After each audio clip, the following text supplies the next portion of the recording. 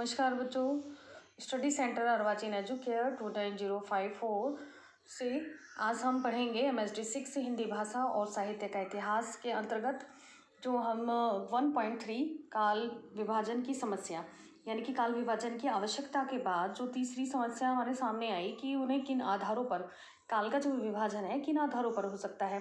तो काल का विभाजन हम मुख्य रूप से दो आधारों पर कर सकते हैं, एक इतिहास और एक सामाजिक कुछ घटनाएं। अगर समाज की कुछ घटनाओं के आधार पर हम काल का विभाजन करते हैं तो कुछ न कुछ ऐसे इतिहास के मुख्य रूप बनते हैं, जैसे कि साहित्य के इतिहास में जो साहित्य में रुचि रखेगा तो उसमें ना एक परेशानी आ सकती है कि साहित्य की बहुत सारी विधाएं हैं। अब वो पता नहीं किस विधा में कोई भी सबका रुझान एक ही विधा की तरफ नहीं हो सकता, अलग अलग हो सकता है, तो वहाँ कठिनाइयों का सामना करना पड़ सकता है बिल्कुल। और यहाँ कोई ऐसी है ना, इस रुझान में इसकी कोई तिथि भी नहीं होती है कि भैया ना ये गद्य को पसंद करता है तो एक ही स्थिति से इसने पसंद करना शुरू किया, ये भी नहीं है। हिंदी साहित्य के उदाहरण को ही लें तो आदिकाल का जो उदाहरण है वो लिया जा सकता है, क्योंकि उसके नाम को ही लेकर कवियों लेखकों में बहुत ही मतभेद रहे हैं। अब देखिए, काल विभाजन में जो दूसरी समस्या आती है वो है हमारी दो प्रवृत्तियों को, जहाँ दो प्रवृत्तियाँ एक साथ टकराना शुरू करती हैं। संक्रांति की समस्या यानी कि दो प्रवृत्तियाँ एक साथ टकराएं, यानी कि जहाँ दो बिंदुओं को यानी कि दो इतिहास के बिंदुओं को तोड़ा जाता हो, जो कि जुड़ती हैं लेकिन कुछ अतीत से और कुछ आगे आने वाले रास्ते को दिखाती हैं। ये दोनों प्रवृत्ति टकराती हैं आपस में, लेकिन इन प्रवृत्तियों से आगे का विकास तो होता है, लेकिन हम पीछे की प्रवृत्तियों को ध्यान में रखते हैं। तो इस समस्या से क्या हुआ है? इस समस्या से ये हुआ है कि बहुत बड़े बड़े जो कवि हैं, जैसे विद्यापति हैं, खुसरो हैं, केशव हैं, उन्होंने भी अपने काल का प्रतिनिधित्व करते हुए उन्होंने जो पूर्ववर्ती काल है उसका भी उन्होंने ध्यान दिया है, परिवर्तित किया है, उसे भी अपने लेखन में अपनाया है।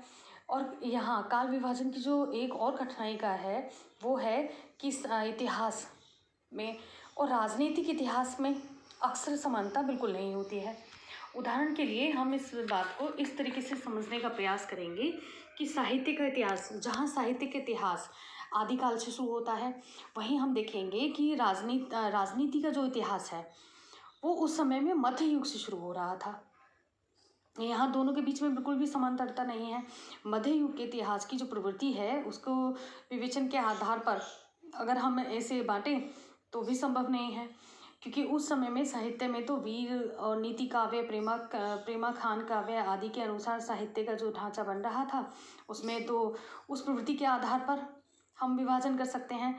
तो यहाँ कार्य कारण संबंधों को भी दिखाया जाए तो दूसरा प्रश्न ये उठता है कि इसके विभाजन में जो पहले साहित्यकार हैं वो कितना इस मत से सहमत है, क्या उन्हें स्वीकृति मिल चुकी है, क्या वो इस मत को स्वीकार करते हैं। तो यहाँ आप देखेंगे कि हिंदी साहित्य परिषद में हिंदी साहित्य का जो द्वितीय खंड प्रकाशित हुआ था, तो जहाँ आदि, मध्य और आधुनिक तीन कालों को तोड़कर उन्होंने क्या किया था, उन्होंने केवल दो ही कालों को अपनाया, प्राचीन और आधुनिक। अब इसी क्रम में हम देखेंगे कि किस तरह से जो राजनीतिक हमारे प्रतिमान हैं, यानी कि राजनीतिक जो हमारे कारण हैं जिनको हम मुख्य रूप से उदाहरण के रूप में लेते हैं, यहाँ पर शुक्लोत्तर इतिहास के लेखन में तो उनका एकदम अलग ही रूप समझना अलग हो जाता है, क्योंकि साहित्य के इतिहास को समझने में यहाँ बहुत बड़ी बाधा आती है, क्योंकि उनका जो रूप है वो इस स्वरूप से बिल्कुल ही अलग है। नागरिक पंचाणी सभा ने हिंदी साहित्य का जो वृहत इतिहास है उसका जो प्रारूप बनाया और आचार्य शुक्ल ने जिन आधारों पर उसे पुष्ट किया, यह भी उचित नहीं है कि यहाँ की इतिहास बनाने के लिए अत्यंत व्यापक दृष्टिकोण की आवश्यकता है, बल्कि यहाँ चूँकि यहाँ इसमें प्रमाणित किया है कि प्रमाणित इतिहास के ढांचे को अपनाना बेहतर होगा, यानी कि प्रमाणित होना चाहिए जो हमारा आधार है। काल विभाजन का आधार क्या क्या हो सकता है? अगला हमारा शीर्षक है साहित्य इतिहास की जो प्रवृत्तियाँ हैं।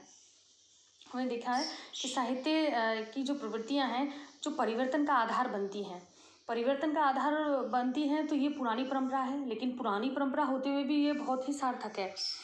इससे हम बहुत सारी समस्याओं से बच सकते हैं।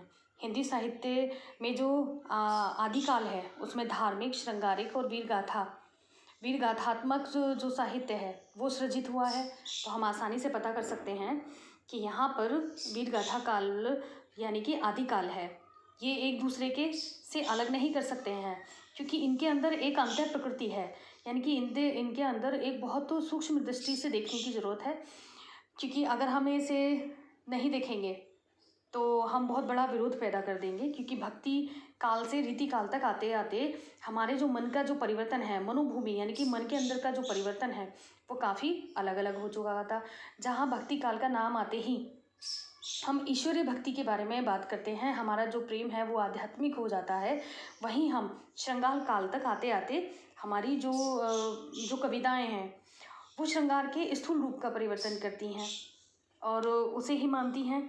हम देखेंगे कि जो हमारा युग परिवर्तन का जो निर्णायक भूमिका है उसमें जन रुचि यानी कि समाज में रहने वाले व्यक्तियों का जो रुचि है उस पर भी ध्यान दिया जाता है। साहित्यकार का जो मुख्य अंग है, जो वो अनुभव करता है, वो जो लिखता है, उससे क्या करता है, वो सृजनात्मक यानी कि सृजन वो जो करता है, जो लेखन वो करता है, उससे एक नवीन उसकी भूमिका तैयार होती है। वो उर्वर भूमि जैसे तैयार करता है नए नए अपने समाज के व्यक्तित्वों के द्वारा। आचार्य रामचंद्र शुक्ल ने कहा भी है कि जनता की जो चित्तवृत्ति है वो बहुत कुछ राजनीतिक, सामाजिक, सांस्कृतिक, सांप्रदायिक और धार्मिक परिस्थितियों के अनुसार होती है और वो बदलती भी रहती है। जनता की जो अभिरुचि है वो एक प्रकार की विधा को भी स्थान देती है और वो उसे दूसरी विधा में परिवर्तित भी कर देती है। कभी कभी हम देखेंगे कि यहाँ पर व्यक्तित्व का भी बहुत बड़ा योगदान रहता है। जैसे भारतेंदु, एक कवि के नाम से ही युग का नामकरण होना। भारतेंदु युग, द्वितीय युग की तुलना करके देखें तो भारतेंदु युग में जहाँ नाटकों के महत्व को जो जन की अभिरुचि थी यानी कि उस समय के जो व्यक्ति थे वो जहाँ नाटकों को महत्व देते थे, लेकिन उपन्यासों की बढ़ती लोकप्रियता के कारण नाटक जो थे उस समय में क्या हुआ वो पसंद नहीं है। उस समय में आने वाले समय में उपन्यास का जो महत्वपूर्ण विधा है वो बहुत बहुत प्रचलित थी। दो विधाओं में को लेकर दो युगों का अंतर हो जाता है। द्वितीय युगीन के साहित्य में जहाँ उपन्यास बहुत महत्व रखते हैं, वहाँ प्रेमचंद के युग में नाटक बहुत महत्व रखते हैं।